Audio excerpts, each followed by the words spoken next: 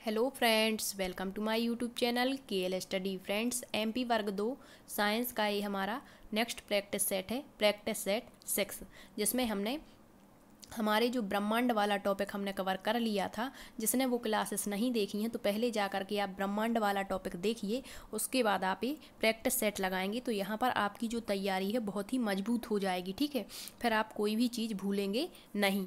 तो इससे पहले हमने ऐसा किया है क्या कि सबसे पहले जैसे आपका जो ब्रह्मांड होता है तो ब्रह्मांड की उत्पत्ति से संबंधित जितने भी आपके क्वेश्चन बन सकते थे वो आपको करवा दिए। इसके बाद आपके ग्रह से बनने वाले क्वेश्चन करवा दिए। इसके बाद आपके अन्य सौरमंडलीय पिंड जैसे उल्काएं, धूमकेतु, इससे क्वेश्चन कर लिए। इससे पहले जो हमारा प्रैक्टिस सेट नंबर 5 था उसमें हमने जो आपका अंतरिक्ष होता है, मतलब अंतरिक्ष एजेंसी जो होती हैं आपकी, या अंतरिक्ष अनुसंधान केंद्र जो होते हैं, या फिर आपकी जो इसरो होता है, इसकी स्थापना कैसे हुई, इनकॉस पर क्या होता है, तो एक एक टॉपिक करके हम सारे क्वेश्चन कवर करते हैं और पूरे विश्लेषण के साथ में कवर करते हैं। तो यहाँ आपको क्वेश्चनों की संख्या पर ध्यान नहीं देना है, आपको एक क्वेश्चन का पूरा विश्लेषण देखना है, क्योंकि क्वेश्चन आपका कहीं से भी बन सकता है। तो आज का जो प्रैक्टिस सेट है इसमें हम देखेंगे प्रक्षेपण यान से क्या कुछ क्वेश्चन बन सकते हैं। आपने देखा होगा प्रक्षेपण यान से आपके वर्ग 3 में बहुत ज़्यादा मात्रा में क्वेश्चन पूछे गए थे और आपके प्रीवियस ईयर क्वेश्चन पेपर जो वर्ग 2 के हैं उसमें भी इससे क्वेश्चन बने थे। तो आपको पता होगा कि जो प्रक्षेपण यान होते हैं वो क्या कहलाते हैं। प्रैक्टिस सेट हमने जो 5 लिया था उसमें आपको बताया था कि जो प्रक्षेपण यान है इसका जो निर्माण है, या जो प्रक्षेपण यान किस केंद्र से छोड़े जाते हैं, या फिर इनका डिजाइन निर्माण कहाँ किया जाता है, तो आपका सतीश धवन अंतरिक्ष केंद्र से प्रक्षेपण यान प्रक्षेपित किए जाते हैं। ठीक है, तो ये सारे क्वेश्चन हमने पिछले वीडियो में कर लिए थे। तो पहले आप प्रैक्टिस सेट 5 लगाएं, उसके बाद ये देखें, क्योंकि क्रम से ही हम सारे प्रैक्टिस सेट लेकर के आते हैं। तो देखते हैं क्वेश्चन नंबर 71 से हमारा स्टार्ट है। इससे पहले हमारे 70 क्वेश्चन हो चुके हैं और ये क्वेश्चनों की संख्या पर आपको ध्यान नहीं देना है, क्योंकि यहाँ पर हर एक पॉइंट से क्वेश्चन बनता है। ठीक है, तो ये तो केवल आपको समझाने के लिए है कि किस तरीके से क्वेश्चन बनते हैं। तो जैसे पूछ लिया कि SLV का पूरा रूप क्या है, तो सबसे पहले तो ये भी क्वेश्चन बन सकता है यहाँ से कि SLV क्या है। ऐसा कह दिया SLV क्या है, तो आपको पता होगा कि SLV जो है यह एक हमारा क्या है, प्रक्षेपण यान है। क्या है? प्रक्षेपण यान है। क्या है? यान है। तो हमने पढ़े हैं हमारे भारत के कितने प्रक्षेपण यान हैं, तो जो हमने पढ़े थे वो 4 प्रक्षेपण यानों के बारे में आपको बताया था। सबसे पहले हमने SLV पढ़ा था, ठीक है, जिसका पहला भारत में सफल परीक्षण होता है रोहिणी श्रृंखला के माध्यम से। इसके बाद हमने पढ़ा था PSLV, इसके बाद हमने पढ़ा था ASLV, इसके बाद हमने पढ़ा था GSLV। तो जब तक आप डिटेल्ड वाली क्लास नहीं देखेंगे तो ये आपको समझ में नहीं आएगा।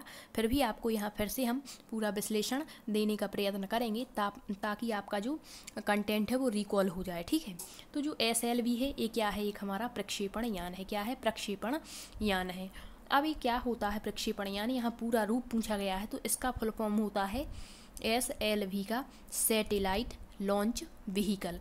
मतलब आपका जो उपग्रह होते हैं उनको यहाँ से मतलब प्रक्षेपण यान के माध्यम से लॉन्च करते हैं। ठीक है, तो SLV का पूरा नाम क्या हो गया, सैटेलाइट लॉन्च व्हीकल। इसका करेक्ट आंसर आपका ऑप्शन फर्स्ट हो जाएगा। अब आपको बता दें वर्ग 3 में क्वेश्चन पूछा गया था कि जो SLV है उससे कितनी क्षमता वाले उपग्रहों को प्रक्षेपित किया जाता है। तो अब आप सोच सकते हैं कि जब वर्ग 3 में ऐसे क्वेश्चन पूछे गए हैं तो अब तो वर्ग 2 है। ठीक है, तो SLV जो वहाँ पर ऑप्शन दिया था वहाँ दिया था 40 किलोग्राम भार वाले उपग्रहों को इससे प्रक्षेपित किया जाता है। तो ये भी आपको याद रखना है। अब हम देख लेते हैं थोड़ा सा इसके बारे में कि ये SLV 3 होता है। इसका पूरा नाम है SLV 3। ठीक है, सैटेलाइट लॉन्च व्हीकल। अब साधारण क्षमता वाले SLV 3 के विकास से भारत ने प्रक्षेपण यान प्रौद्योगिकी के क्षेत्र में कदम रखा। तो ये भी पूछा जाता है कि जो भारत ने अपना जो पहला सफल परीक्षण किया वो किस यान के माध्यम से किया था, तो SLV के द्वारा किया था और यह स्वदेशी तकनीकी से निर्मित भारत का ही प्रक्षेपण यान था। और अब पूछते हैं कि जो SLV है इसका सफल परीक्षण किस उपग्रह को भेज करके किया गया था, तो रोहिणी श्रृंखला के 4 उपग्रह भेजे गए थे, जिसमें से आपका जो रोहिणी श्रृंखला होती है उसमें से मतलब 4 थे, तो कुछ तो असफल रहे थे और कुछ रहे थे सफल। तो रोहिणी श्रृंखला का जो आपका तीसरा होता है और पहला और तीसरा उपग्रह होता है, तो उसका परीक्षण पहले इससे किया गया, लेकिन जो प्रथम और तृतीय प्रायोगिक परीक्षण था वो असफल हो गया था, और दूसरा और चौथा जो परीक्षण किया गया वो सफल रहा था। तो इसे क्या कहते हैं, RS फर्स्ट, मतलब रोहिणी जो सैटेलाइट होता है फर्स्ट, उसका सफल परीक्षण किया गया था SLV प्रक्षेपण यान के द्वारा। तो ये भी याद रखना है, ठीक है। तो पूछता है कि भारत ने प्रौद्योगिकी के क्षेत्र में अपना सफल परीक्षण किया था किस प्रक्षेपण यान से, तो SLV 3 से, और कब किया, तो 18 जुलाई 1980 को SLV का सफल प्रायोगिक परीक्षण करके भारत अंतरिक्ष क्लब का 6वां सदस्य बन गया था। मतलब इससे पहले जो 5 सदस्य देश हैं, उसके बाद हमारे भारत का स्थान आता है। तो वो 5 सदस्य देश कौन से हैं भारत से आगे, तो पहला है रूस, दूसरा है अमेरिका, तीसरा है फ्रांस, चौथा है जापान और इसके बाद है चीन। नेक्स्ट है SLV 3। SLV जो 3 है वो कितने चरणों वाला, मतलब इसके चरण पूछे जाते हैं, ठीक है। तो आपको सबके चरण याद रखने हैं। तो जो SLV 3 है वो एक 4 चरणों वाला, यहाँ 4 कर लेना आप, 4 चरणों वाला साधारण क्षमता का उपग्रह प्रक्षेपण यान था। यह 40 किलोग्राम भार वर्ग के उपग्रहों को पृथ्वी की निचली कक्षा में स्थापित करता है। तो अब यहाँ कक्षाएं आपको याद रखनी है कि जो कक्षाएं होती हैं जहाँ से हमारे जो उपग्रह हैं उनको मतलब लॉन्च किया जाता है, तो ये कक्षाएं 4 प्रकार की होती हैं। तो सबसे पहले आपको डिटेल्ड वीडियो देखना चाहिए, और वहाँ पर इतनी सारी जानकारी नहीं दी थी, तो यहाँ पर आपको बता दें कि उपग्रहों के प्रकार, मतलब परिक्रमा पथ के मापदंडों के आधार पर उपग्रहों को 4 वर्गों में विभाजित किया जा सकता है।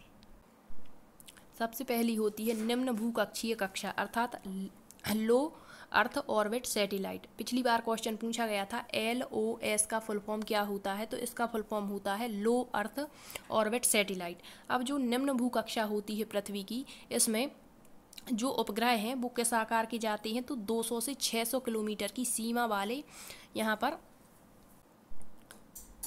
तो जो पृथ्वी की निम्न भूकक्षा होती है यहाँ पर सबसे छोटे आकार के जो उपग्रह हैं उनको भेजा जाता है, और वो इसी क्षेत्र में कार्यरत होते हैं, ठीक है। जैसे आपसे कह दिया कि SLV प्रक्षेपण यान के द्वारा भेजे गए उपग्रह को किस कक्षा में स्थापित किया जाएगा, तो वो पृथ्वी की निम्न भूकक्षा होती है, ठीक है। इसका फुल फॉर्म होता है लो अर्थ ऑर्बिट सैटेलाइट। मतलब यहाँ पर जो कम पावर के उपग्रह सैटेलाइट होते हैं उनको यहाँ पर स्थापित किया जाता है, और यहाँ पर उसका मतलब वो दिया है, मतलब लंबाई दी है 200 से 600 किलोमीटर की सीमा वाले क्षेत्र होते हैं। नेक्स्ट है सूर्य तुल्यकाली कक्षीय उपग्रह, जिसे कहते हैं सन सिनक्रोनस ऑर्बिट सैटेलाइट। तो यहाँ पर कौन से उपग्रह, अब यहाँ पर पूछ लेता है कि यहाँ पर PSLV के द्वारा जो उपग्रह प्रक्षेपित होते हैं वो स्थापित होंगे, या ASLV वाले होंगे, या GSLV। तो आपको बता दें कि जो सूर्य तुल्यकाली कक्षा होती है यहाँ पर PSLV, इसका फुल फॉर्म होता है पोलर सैटेलाइट लॉन्च व्हीकल। तो इससे जो क्वेश्चन बनता है वो अभी हम देख लेंगे। अभी बस याद रखें आप कि PSLV के द्वारा जो उपग्रह प्रक्षेपित किए जाते हैं वो सूर्य तुल्यकाली कक्षा में स्थापित होते हैं। और यहाँ दिया है कि इस प्रकार के उपग्रह निकट वृत्तीय ध्रुवीय कक्षा, तो सूर्य तुल्यकाली ना दे करके आपसे ध्रुवीय कक्षा भी कह सकते हैं, ठीक है। पोलर का मतलब ही होता है ध्रुवीय कक्षा। इसमें उत्तर से दक्षिण की ओर चलते हुए एक निश्चित ऊंचाई, तो इसकी ऊंचाई याद रखेंगे आप, 500 से 1000 किलोमीटर पर अपना कार्य करते हैं। और जब ये उपग्रह उत्तर से दक्षिण की ओर गुजरते हैं तो पृथ्वी की सतह पर एक कटी हुई फसल जैसी सुस्थिर और दीप्ति क्षेत्र दृश्यमान होता है। और PSLV के माध्यम से छोड़े गए जो सुदूर संवेदन उपग्रह हैं IRS इसी वर्ग में आते हैं। तो क्वेश्चन पूछ लेगा कि सुदूर संवेदन उपग्रह PSLV प्रक्षेपण यान के द्वारा भेजे जाते हैं तो ये पृथ्वी की किस कक्षा में स्थापित होंगे, तो सूर्य तुल्यकाली कक्षा में, ठीक है। इस तरीके से क्वेश्चन बनते हैं। नेक्स्ट है भूतुल्यकाली उपग्रह। भूतुल्यकाली इसे कहते हैं जियो सिनक्रोनस सैटेलाइट। क्या कहेंगे, जियो और उसे सन सिनक्रोनस था, ठीक है। तो जियो मतलब आपकी जो जियोड आकृति है वो भूमि की ही है, तो इस तरीके से याद रखेंगे। और उसमें सन आ गया मतलब सूर्य तुल्यकाली। तो यह उपग्रह एक वृत्ताकार, यहाँ पर क्या दिया है कि यह जो उपग्रह है यह एक वृत्ताकार विषुवतीय वृत्त क्या है, तो यह उपग्रह एक क्या है, भूतुल्यकाली कक्षा की बात की गई है। तो कक्षा का जो ऊंचाई है वो आपको याद रखनी है कि कितनी होगी। तो ये होती है 36,000। विषुवतीय कक्षा होती है, यहाँ विषुवतीय होगा, ठीक है। तो यह उपग्रह एक वृत्ताकार विषुवतीय कक्षा में 36, ये पूछा गया था वर्ग 3 में कि जो भूतुल्यकाली उपग्रह है इसकी ऊंचाई कितनी है। तो 36,000 वहाँ ऑप्शन में दिया गया था, ठीक है। ऊंचाई पर 24 घंटे में एक बार पृथ्वी की परिक्रमा करते हैं। जो उपग्रह यहाँ भेजे जाते हैं तो वो कितने घंटे में, 24 घंटे में परिक्रमा कर पाते हैं। और आपको पता है कि पृथ्वी भी अपनी धुरी पर इतने ही समय में परिभ्रमण, अब हम ये परिभ्रमण से वाकिफ़ हैं कि परिभ्रमण मतलब पृथ्वी अपने अक्ष पर घूम रही है, मतलब पृथ्वी का घूर्णन काल। स्वयं के अक्ष पर चक्कर भी कितने समय में लगाती है, 24 घंटे में। तो यही कारण है कि पृथ्वी के सापेक्ष यह स्थिर प्रतीत होता है। तो आपसे ये क्वेश्चन भी बनता है कि जो भूतुल्यकाली उपग्रह हैं वो स्थिर प्रतीत होते हैं, इसका प्रमुख कारण क्या है। तो आपको बता देना है कि पृथ्वी अपनी धुरी पर भी इतने ही समय में एक परिभ्रमण करती है। और जो इनसेट श्रेणी के उपग्रह हैं वो किस वर्ग में आएंगे आपके, तो भूतुल्यकाली उपग्रह की श्रेणी में ही आते हैं। इसके बाद एक और कक्षा होती है दीर्घवृत्तीय मोलनीय कक्षा, ठीक है। क्या है, मोलनीय कक्षा। इसे इंग्लिश में कहते हैं लॉन्ग एलिप्टिकल मोलनीय ऑर्बिट। मतलब इसकी जो ऊंचाई है वो 504 किलोमीटर है। अब उपभू से लेकर अपभू, उपभू क्या होता है, अपभू क्या होता है, तो ये हमने पढ़ लिया था।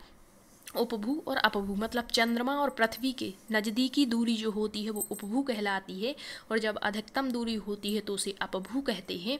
तो इनकी दूरी दी गई है 39,834। तो इनकी ऊंचाई पर भ्रमण करने वाले, मतलब इतनी ऊंचाई पर भ्रमण करने वाले जो उपग्रह होते हैं, मतलब चंद्रमा और पृथ्वी के बीच में अधिकतम दूरी हो उसे उपभू, न्यूनतम दूरी हो तो उपभू, अधिकतम दूरी हो तो अपभू।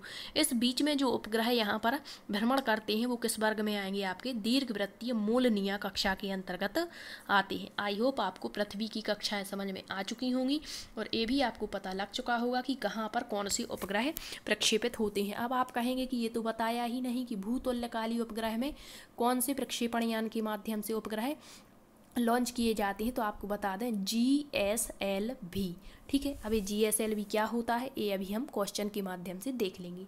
अब आया क्वेश्चन आपका नेक्स्ट, ASLV का पूरा रूप क्या है। तो ASLV आपका क्या है, एक प्रक्षेपण यान है, एक क्वेश्चन हो गया।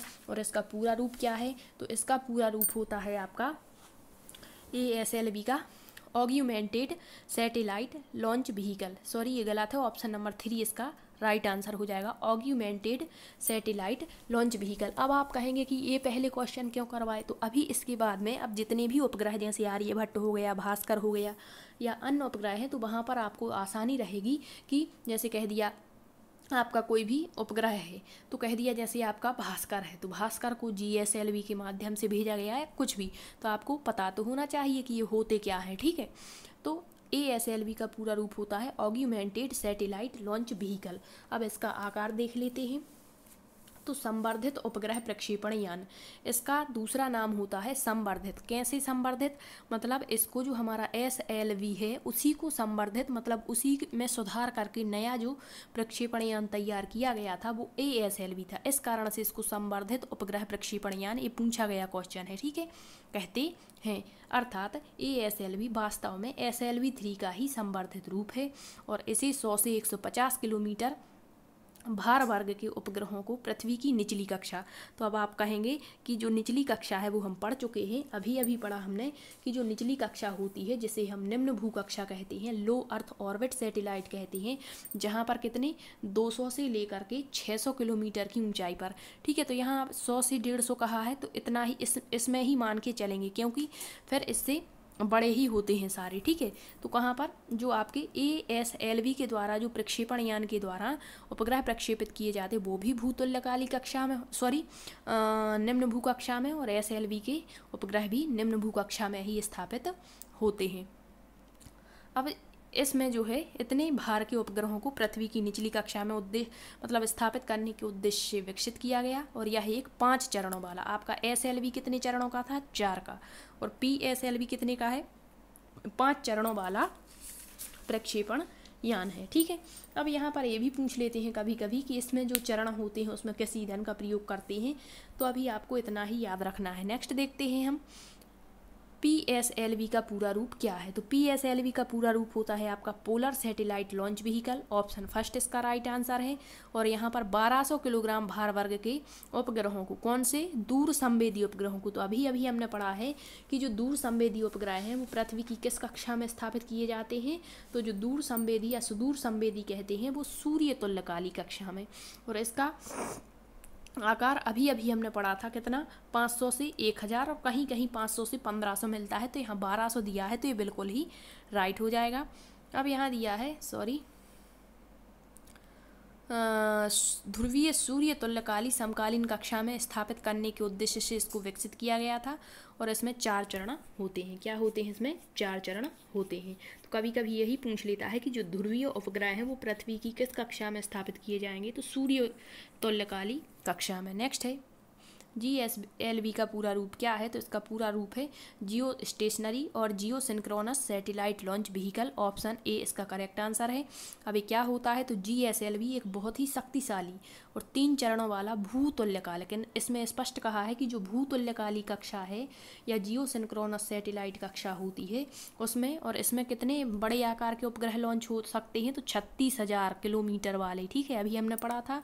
तो GSLV एक बहुत ही बड़ा प्रक्षेपण यान है, इसके माध्यम से बहुत बड़े उपग्रहों को लॉन्च किया जाता है। अब यहाँ पर क्या है, ये एक 3 चरणों वाला है। तो 3 चरणों में पहले और दूसरे चरण में ये भी पूछ लेता है, जैसे एक क्वेश्चन बनता है यहाँ से कि जो क्रायोजेनिक इंजन है इसका उपयोग किस प्रक्षेपण यान में होता है, तो इसका प्रयोग होता है GSLV। अब 3 चरणों में पहला जो चरण होता है उसमें ठोस प्रणोदक का प्रयोग होता है, दूसरे चरण में द्रव और तीसरे चरण में क्रायोजेनिक इंजन का प्रयोग किया जाता है। अब आप कहेंगे कि ये क्रायोजेनिक इंजन क्या होता है, तो आपको बता दें कि जो क्रायोजेनिक होता है वो मतलब यह एक निम्न तापकीय होता है। कैसा? निम्न ताप इसका होता है।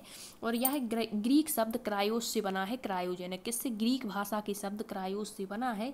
और यह बर्फ के समान शीतलता देने के लिए प्रयुक्त किया जाता है। ठीक है, तो ये भी आपको याद रखना है। और जो क्रायोजेनिक इंजन होता है इसमें प्रयोग होने वाला द्रव हाइड्रोजन होता है और द्रव ऑक्सीजन, इनका जब दहन होता है तो इससे जो ऊर्जा उत्पन्न होती है वह ठोस ईंधन आधारित इंजन से प्राप्त ऊर्जा को कई गुना अधिक बढ़ा देती है। तो ये होता है आपका क्रायोजेनिक इंजन। ठीक है, तो आज के सेशन में इतना ही रखते हैं। इसके बाद हम देखेंगे आपके जो उपग्रह प्रक्षेपित किए गए हैं, आर्यभट्ट क्या होता है आपका, इससे कैसे क्वेश्चन बनते हैं। ठीक है, कहाँ से किस प्रक्षेपण यान से प्रक्षेपित किया गया है, कब प्रक्षेपित किया गया, भारत का पहला उपग्रह कौन सा है, भारत का पहला सफल परीक्षण कब हुआ, ये सारे क्वेश्चन नेक्स्ट सेशन में हम डिस्कस कर लेंगे। यदि आपको सेशन पसंद आता है तो शेयर जरूर कर दें। Thank you.